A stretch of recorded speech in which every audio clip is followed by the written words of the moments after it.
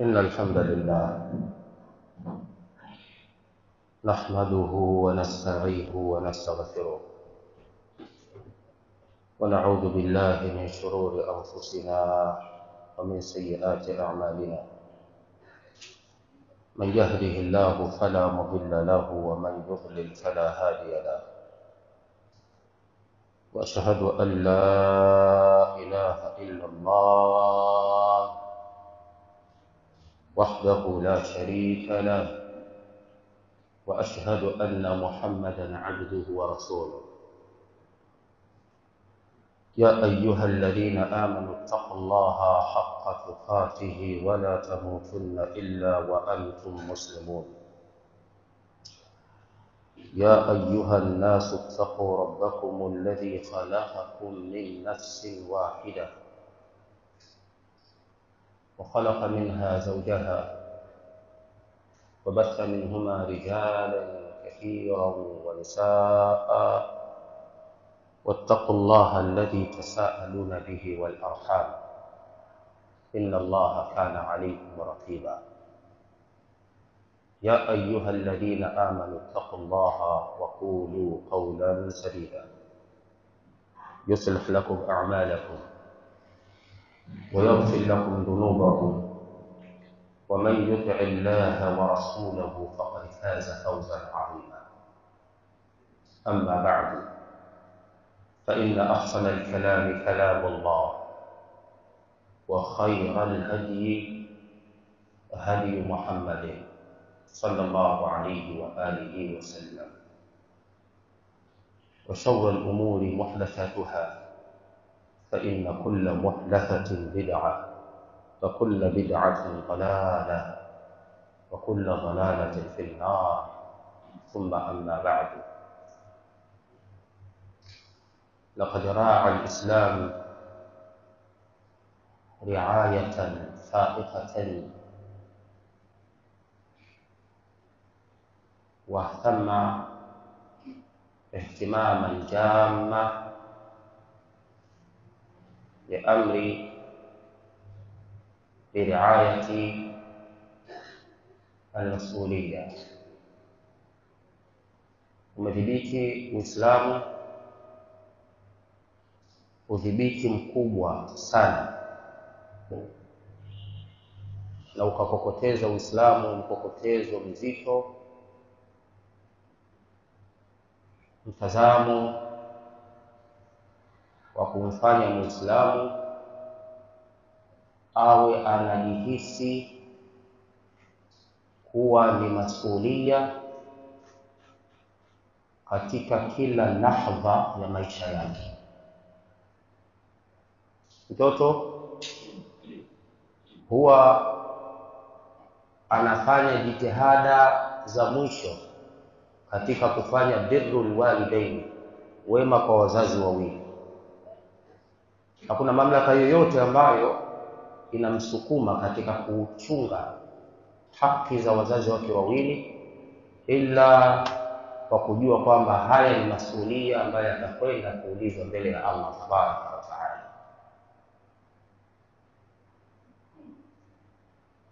Kuna watu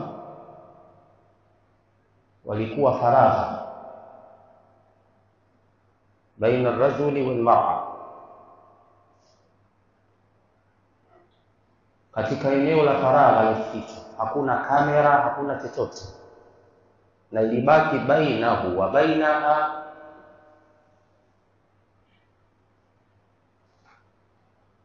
kitambo kile ambacho mtu anaweza akachukua pete akavesha kwenye kidole, lakini alipoambiwa ittaqillaha, muogope Allah, insarafa anha khawfan min al-mas'uliyya amama Allah yawm al-qiyamah. Aliweza mtu kujitoa eneo la 12, eneo la 6 baina yake na mwanamke, kila kitu kiko sawa. Alipoambiwa tumuogope Allah, wala tafudha al-khatama illa bihaqqi, usivunje pete hii bila haki, hujaozeshwa, wewe sio mume wa halali. Alipotajwa maneno yale tu akaondoka, akamwacha yule mwanamke kwa sababu ya kuogopa masulia siku ya kiyama mbele ya Allah tabaraka. Kuna baadhi ya watu wanaona fungu la pesa hili na dawai, vivutio vyote vipo, lakini anaogopa kila shilingi moja atakayotumia pale hatakuwa na raha kwenye maisha yake, kwa kujua kwamba kama amenunua usafiri anatumia usafiri wa haramu. Kama atajenga nyumba atakuwa anaishi kwenye nyumba ya haramu. Kama ataoa kwa pesa zile anajua kwamba kaoa kwa pesa ya haramu. Muumini huwa anajiuliza maswali haya yote na huwa anaacha haramu kwa sababu ya kuogopea masulia amama Allah tabaraka wa taala wa amama an-nas. Kuogopa masulia mbele ya Allah siku ya kiyama na kuogopa masulia mbele ya watu. Idha hammatka nafsuka bil ma'asi fadhakkirha billah. Nafsi yako unapokusukuma fanya maasi, ikumbushe kwamba kuna Allah anakuhesabu. Fa in lam tar'awi fadhakkirha bin nas. Ikiwa kama nafsi yako haikuogopa hesabu ya Allah siku ya kiyama, ikumbushe aibu kwa watu. Wewe unajulikana mtu mwema, unajulikana mtu wa salah, unajulikana shekhe, unajulikana kadha kiongozi. Ikumbushe watu watajua wewe kiongozi wa ovyo. Ikumbushe nafsi yako watu watakujua shekhe wa mchongo. Fa in lam tar'awi, ikiwa nafsi yako hiyo pia haijaliogopa, fa'lam annaka qalabta imara. Tambua wewe sasa umebadilika, umekuwa nani? Kula. Fa wa rabbika lanas'alannahum ajma'in amma kanu ya'malun. Ninaapa kwa jina la Mola wako nitawauliza wote kwa kila kile ambacho walikuwa wanakitenda. Tutauliza hatua kwa hatua, tendo kwa tendo, dakika kwa dakika. Hakuna muda ambao unapita ila ndani yake utakwenda kuulizwa mbele ya Allah kwa kile ulichokifanya. Wakifuhum, Allah anasema, enyi malaika wasimamisheni waja siku hiyo ya kiyama. Wakifuhum, wasimamisheni mawqifa al-mas'ala au waqtu al-mas'ala, wasimamisheni kisimamo cha kuulizwa. Innahum mas'ulun, kwa sababu wao sasa hivi ni muda wa kuulizwa kwa yale walioyatenda. Inna as-sam'a wal basara wal fuada kullu ulaika 'inda Allahi mas'ula.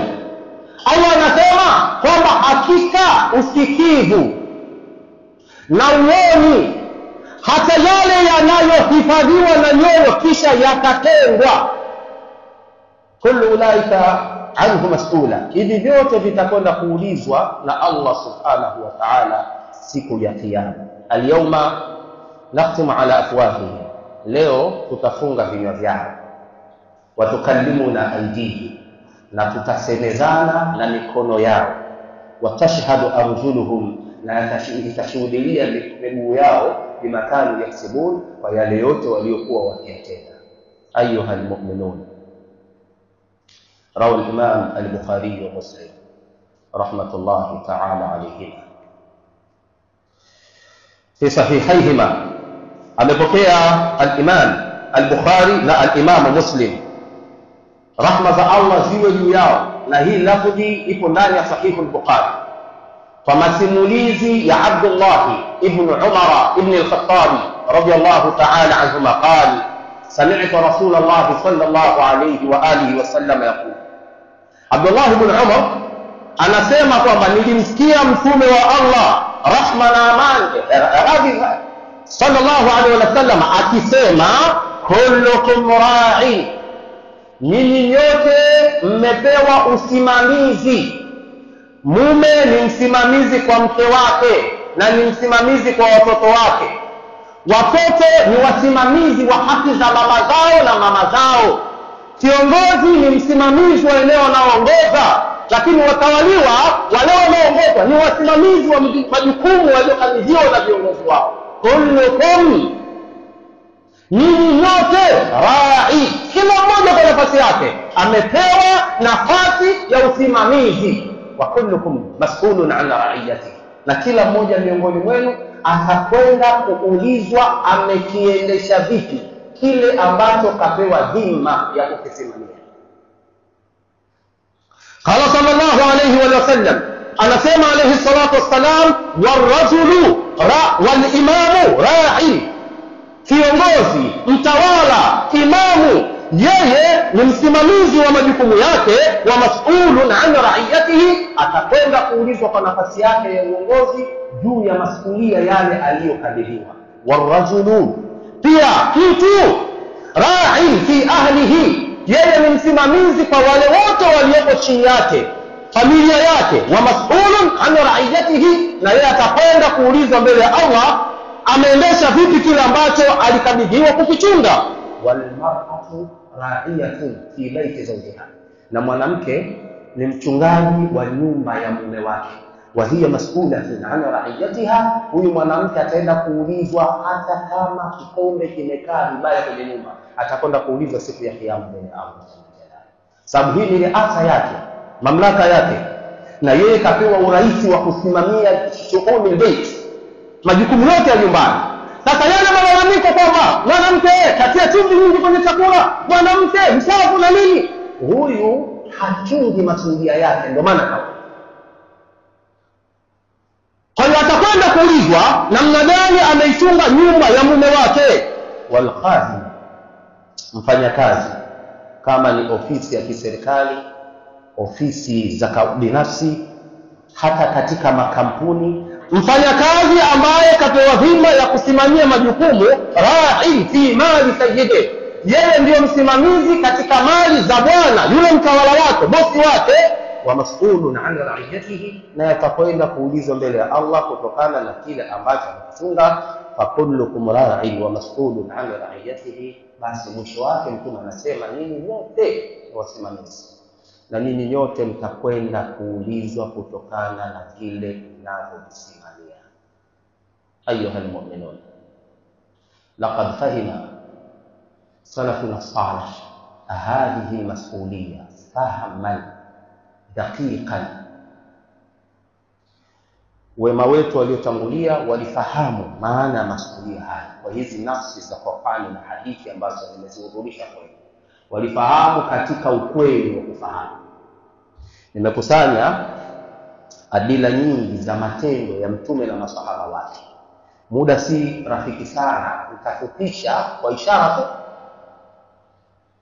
Miongoni mwa adila hizo ni hadithi ambayo anasimulia Abu Huraira radhi za Allah mtukufu juu yake, ambayo ametaja al-Imam Muslim. Taitaja kwa ufupi, ukitaka kurejea utarejea katika asili yake. Ametaja al-Imam Muslim rahimahullah, siku moja Mtume Muhammad sallallahu alaihi wasallam ametoka nyumbani kwake kwa sababu kapatwa na njaa, na yeye ni raisi wa dawla Islamia. Mtume Muhammad sallallahu alaihi wasallam ana njaa, sio kwa sababu ya kwake rais basi ana mamlaka kutumia anachotaka kwa mamlaka yake. Anajua masulia mbele ya Allah tabaraka wa taala, hana chakula nyumbani, katoka anakwenda nje katika wakati si wakati wa kukutana na masahaba wake watukufu Abu Bakar na Umar. Anakwenda nje anakutana nao. Riwaya imetaja ile ilikuwa usiku au mchana. Anawauliza, ma akhrajakuma min buyutikuma hadhihi saa, muda huu nini kimekutoeni majumbani kwenu? Qala al-juu' ya Rasulullah. Wote wawili wakasema tumetolewa na njaa ewe mjumbe wa Allah. Akasema wallahi akhrajani ma akhrajakuma, mimi na hapa kwa jina la Allah, hata mimi ndani kwangu kilichonitoa hicho kilichowatoa ninyi. Nimetoka kwa ajili ya njaa kwenda kutafuta riziki, na mimi mtume wangu pia nimetoka kwa ajili ya njaa naenda kutafuta riziki. Twendeni. Na Mtume Muhammad sallallahu alaihi wasallam anajua wadhu wa masahaba wake, akawashika wale mabwana wawili moja kwa moja mpaka nyumba ya mmoja masahaba wake. Wamefika pale wakakuta mwenye nyumba yupo, taenda kuchukua maji, taenda kuteka maji. Wakamuuliza, mama mwenye nyumba yuko wapi baba? Akasema yule mama ametoka yasta'dhibu lana alma, kaenda kutuchukulia maji ya kunywa matamu. Muda sio mrefu yule bwana akarudi. Alipowaona wale watukufu watatu akasema, hakuna mtu yeyote ambaye amepata ugeni mtukufu kama umeni wangu mimi. akaenda haraka akachukua tende, akawakaribisha, akamwambia fungueni. Mara akachukua kisu. Yule bwana alikuwa ni mfugaji. Mtume akamwambia, sikiliza, usiende kuchinja mnyama ambaye ananyonyesha kwa sababu ya hofu yako kwetu, heshima yako kwetu. Usiende kuchinja mnyama ambaye ndio mnyama analea zizi lako. Yule bwana akaenda kamata mnyama, kachinja haraka, kaenda kachoma, kaleta ile nyama. Alipofika akawakabidhi wanakula. Wamemaliza kula, Mtume Muhammad sallallahu alaihi wasallam anawaambia, mtakwenda kuulizwa mbele ya Allah siku ya kiyama kutokana na hiki chakula mlichokula. Mmetoka majumbani kwenu mkiwa na njaa, hivi sasa mnarudi hali ya kuwa mmeshiba. Hii neema ya Allah, mtakwenda kuulizwa mbele ya Allah siku ya kiyama. Ingekuwa ya haramu, majibu yao ingekuwa nini? Eti kwa sababu tu yeye ni mtume, rais wa nchi? Eti kwa sababu tu yeye ni Abubakari au yeye ni Umar, mawaziri wakubwa wa Mtume Muhammad sallallahu alaihi wasallam, hawakuwa na mamlaka ya kwenda kula kisichokuwa halali kwa sababu ya kuogopa wataulizwa siku ya kiyama mbele ya Allah. Law anna baghlatan fil Iraqi afarat. Haya maneno ameyataja Imam Abdul Razzaq katika musannaf wake, masimulizi ya Umar ibn al-Khattab, pamoja na kwamba atali na illa, lakinahu yustanasu bihi. Anasema Umar ibn al-Khattab radhiya Allah anhu, law anna baghlatan fil Iraqi, mimi ndio mtawala wa daula Islamia katika mji wa Madina, lau kama ingekuwa nyungu amesebuka mguu katika miji ya Iraqi, la khashitu an yas'alani Allah yawm al-qiyamah yaqulu ya Umar lima lam tuslih laha tariqa. Na baba siku ya kiyama Allah ataniuliza, ataniambia, ewe Umar, kwa nini hukumtengenezea njia mnyama huyu apite kwa amani?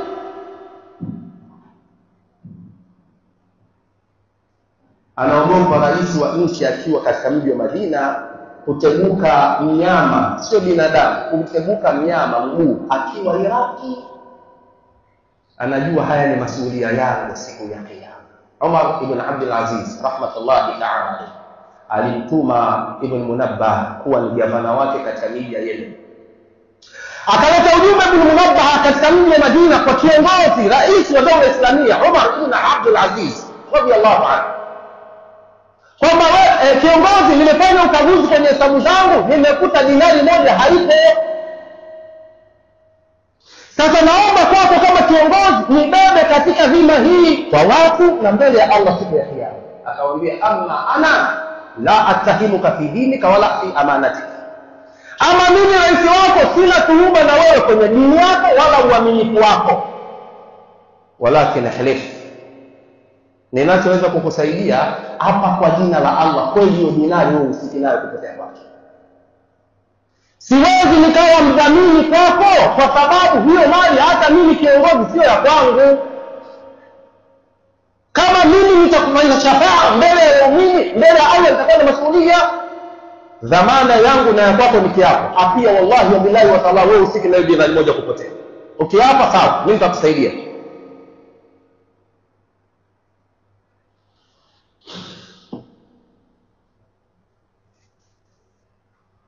Alhamdulillahi rabbil alamin, wa sallallahu wa sallam ala imamil mursalin nabiyina Muhammad ibn Abdullah wa ala alihi wa sahabatihi ajma'in, amma ba'du.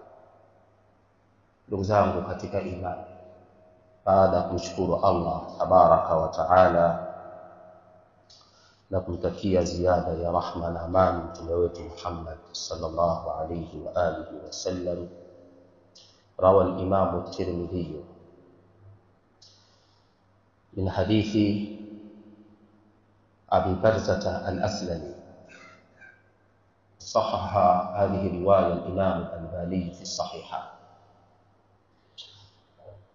أن النبي صلى الله عليه وآله وسلم قال: لا تزول قدم عبد يوم القيامة حتى يسأل عن أربع، وهذه مسؤولية العظمى ليوم القيامة. Haya ni masuhulia makubwa ambayo ni mazito sana siku ya kiyama. La tazal qadama abdi yawm al-qiyama, litakapopulizwa baragumu na watu wote kutoka katika makaburi yao wakawa katika hadhara ya kiyama, hata piga hatua hata moja yoyote miongoni mwetu, mimi na nyinyi pia na wale, hata yusala an arba'i. Ukitoka kaburini tu, kabla kwenda kwenye viunga vya kiyama, unatakiwa upigwe maswali manne haraka, na ndivyo itakavyokuwa. An umrihi fima aflah, swali la kwanza, umri wako umeumaliza katika jambo gani? Wa an shababihi fima ablah, na kuhusiana na ujana wake kautumia vipi? Naam, ujana ni sehemu ya umri. Kwa nini umri umeulizwa na ukaulizwa ujana ndani ya umri, wakati swali la umri lilikuwa linatosha? Naam, swala nyingi mnalifanya ni katika ujana, kutekeleza matakwa yenu ya ujana. Ndio maana umeulizwa umri na utaulizwa ujana. Umeumaliza vipi ujana wako? Wa amalihi min aina kasabahu wa fima anfa'ahu, mali yako umeichuma vipi na umeitumia vipi. Hautaulizwa tu kwamba ulichuma vipi ikawa matumizi yamesamehewa, bali utaulizwa umetumia vizuri, lakini utaulizwa na chuma pia. Kuna baadhi ya vijana hadahumullah wa iyana, wana hamu ya kuwa wao eti nao wanasapoti dini, lakini maal asaf biashara zao wanauza madawa ya kulevya. Ukitaja habari yoyote ya kusapoti dini, msanga msikiti, ujenzi wa msikiti, tosha elimu, wapo mstari wa mbele na watatoa zaidi kutoka mtu mwingine yote, lakini pesa zako chafu.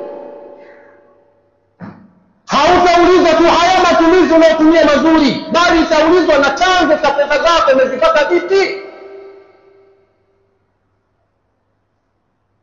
inna aradna al-amanata ala as-samawati wal-ardi wal-jibali فأبين أن يحملنها وأشفقن منها وحملها الإنسان إنه كان ظلوما جهولا. sisi tuliziweka amana mbinguni, inna aradna al-amanata ala as-samawati wal-ardi wal-jibal, tuliziweka amana mbinguni na ardhini na katika majabali. Chukueni enyi viumbe vyangu watukufu amana hizo, faabaina an yahmilnaha, mbingu na ardhi pamoja na majabali vikakataa kwa Allah kuchukua amana zile. Sio ibaa kwa maana ya maasi, isipokuwa ni ibaa ya khawfu al-mas'uliyya. Walikataa mbingu na ardhi na majabali sio kwa kuleta ujeuri kwa Allah, isipokuwa waliogopa majukumu hayo mazito kwao. Wa hamala al-insan, amana zile akaenda kuzichukua mwanadamu. Ya Rabbi, umekwenda kutubebesha amana hizo, hali ya kuwa mwenyewe unasema innahu kana zaluman jahula. Unatuambia kabisa sisi binadamu ni wengi wa kudhulumu na ni wengi wa ujinga, afu unaenda kutubebesha amana hizi. Ya Rabbi, amana hizi akaenda kuzichukua mwanadamu. Milima, mbingu na ardhi ziliogopa masuhulia ya amana. Mwanadamu kama alivyokuwa desturi yake somba akaenda kuzibeba zile amana, akajiaminisha kwamba naweza. La tasal al-imara, mtume anasema usiombe kupewa uongozi, fa innaha takunu nadawatan yawm al-qiyama, kuomba kwako kupata uongozi atakuwa ni majuto kwako siku ya kiyama. Wa innaka in u'titaha bila mas'ala, anasema alayhi salatu wassalam, ukipewa uongozi bila wewe kumnyanyia uongozi, wa'anta alayhi, Allah atakujalia msaada kutekeleza uongozi. Wa in u'titaha bi mas'ala, ukipewa uongozi kwa kuomba, wukila ilayhi, uongozi utakuwa umesalitishiwa juu yako. Ikhwani fil iman, kwa nini mimi nimezungumza hutuba hii leo na nitaendelea kuzungumza hutuba hizi kipindi hiki? Kwa sababu nimeona hali tulionayo ni hali mbaya sana. Watanzania, kwa nini mmeweka nafsi zenu rehani mbele ya Allah tabaraka wa taala? Kwa nini mmekuwa mnatenda bila kuhofu kwamba mtakwenda kuulizwa mbele ya Allah siku ya kiyama?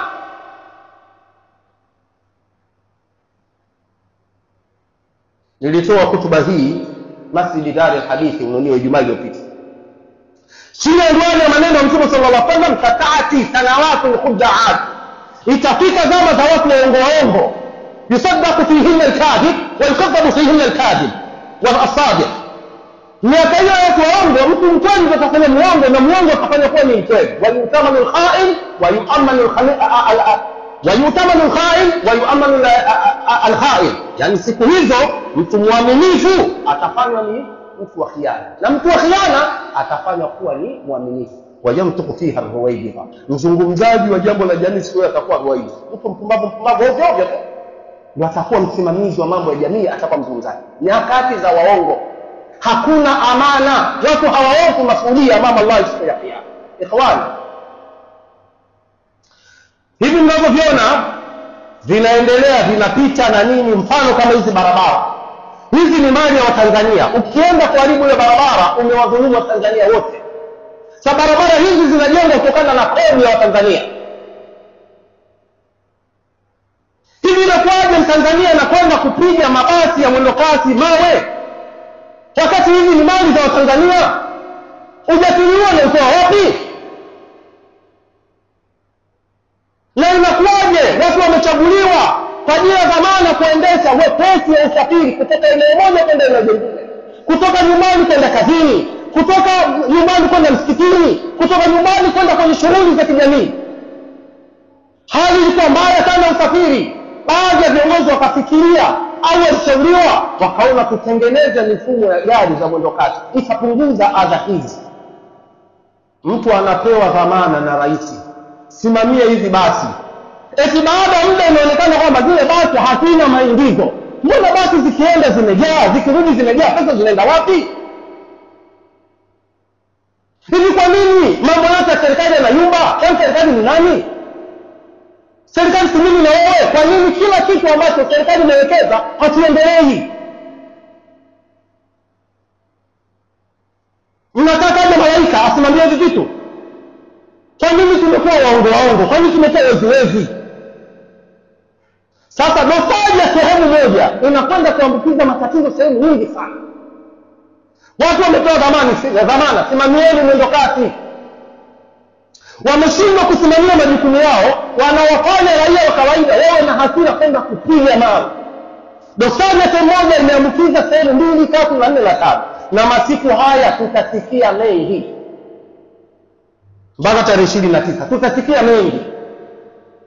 Al-fitnatu namat la'ana Allahu man ayqadhaha.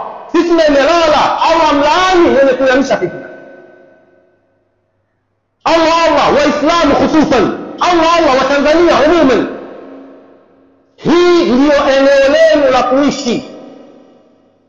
Kama pana uzuri ni wa kwenu, na kama kuna ubaya ni wa kwenu. Mkitaka kutengeneza mtatengeneza, mkitaka kuharibu mtaharibu. Mwaribu kwa dhamira zenu au kwa kushawishiwa na watu wengine, lakini hili litakaloharibika la kwenu. Nashawishiana kwenda kuharibu mali za jamii. Zimetumika gharama ngapi kutengeneza mali hizi? Kwa hiyo leo badala kuangalia tupige hatua tutengeneze kitu kingine kifuatacho ili tupige hatua maendeleo, tunarudi tena kwenda kukarabati kile ambacho tumetengeneza kwa sababu ya watu masufaha waudi wa sasa. Innaha mas'uliyya amama Allah yawm al-qiyamah. Wallahi satadhkuruna ma aqulu lakum. Haya ni masuhulia mbele ya Allah. Utakuja kukumbuka maneno yangu anaambia. Ulipopewa dhima usiwe mwongo. Inakuwaje basi zinakwenda zimejaa, zinarudi zimejaa. Alafu leo inatokea viongozi wanakuja kusema kwamba turudishe mfumo wa kutumia kadi za electronic. Kwa sababu inaonekana kununua tiketi kwa njia hii ya tiketi ya karatasi, pesa zinapotea. Zinaenda wapi? Nani anaiba? Hizi ni mali za jamii. Msijidanganye kusema kwamba hizi pesa za serikali hazina mwenyewe. Sio kweli. Afadhali ujue mtu mmoja, ukitaka kutubu unajua utaenda kutubu kwake mtu mmoja. Unapochukua mali za Watanzania wote, mimi pia umenidhulumu, utajipata wapi kuja kurudisha haki yako? Wewe pia atakuwa amekudhulumu, atakupata wapi kuja kurudisha haki yako? Ukishiriki kwenye uharibifu huu na uvunjifu huu wa mali za Watanzania, wewe pia nao utakuwa ni katika wadaiwa. Faliyakun ahadukum ibn adam al-maqtul position ya kila mmoja miongoni mwenu wakati wa fitna aliweke nafasi ya mtoto wa Adam aliyeuliwa. Watoto wa Adam walikuwa wawili, Kabili na Habili. Kabili alimuua mdogo wake Habili kwa sababu ya hasad. Sasa hawa wawili, mmoja ni mas'ul amama Allah na mmoja ni madhulumu atakayeenda kudai haki yake siku ya kiyama. Mtume Muhammad sallallahu alaihi wasallam asema chukueni position ya Habili, kwa sababu aliyeuliwa atakwenda kudai damu yake siku ya kiyama, aliyeuliwa atakwenda kudaiwa haki ya mtu siku ya kiyama. Wewe kuwa kwenye nafasi ya kwenda kudai siku ya kiyama, usiwe katika nafasi ya kwenda kudaiwa siku ya kiyama. Siku hiyo la yanfa'u malun wala banun illa man ata Allah biqalbin salim. Kama ambavyo tumetoka kabla na siku haya tukiwa kuna imani na amani, tunamaliza masiku haya kwa imani na amani.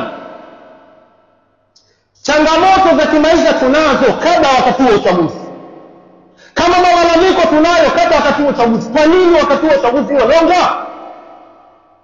Maisha tunaishi ni haya haya. Iwaje leo inaonekana kwamba hichi kipindi cha maisha ndio yamekuwa tatizo kubwa? Kwa nini? Na madai, nimalizie kwa kusema madai yenu mnaodai kwamba hakuna amani pasipokuwa na haki. Na waulizeni swali hili, na msinijibu mimi, nitaenda kujibu Allah siku ya kiyama. Kwani siku hizi zote tunaishi kwenye amani au hakuna amani? Jawabu mnalo wenyewe. Je, tunaishi kwenye mazingira haki au hakuna haki? Mkisema kwamba leo hatuwezi tukadanganywa kwa amani, tukaacha kutetea haki, kwani kabla ya hizo haki zenu mlikuwa mnazipata? Kama haki zenu mlikuwa mzipata mwanzo, mbona mliishi kwenye amani? Kwa nini onekane leo eti kwa sababu mnataka kadhaa basi bora tuvunje amani kwa sababu wote mnatetea haki? Kuna uwezekano wa kuwa na amani bila haki. Na mimi najua kwamba kuna madai mengi kwenye sehemu nyingi kwa watu mbalimbali, lakini bado amani inaendelea kuwa na madai yale mengine yanatekelezwa, mengine yanatekelezwa, siku zinaendelea. نسأل الله تبارك وتعالى أن يختم لنا بصالحات الأعمال. سبحانك اللهم وبحمدك أشهد أن لا إله إلا أنت أستغفرك وأتوب إليك.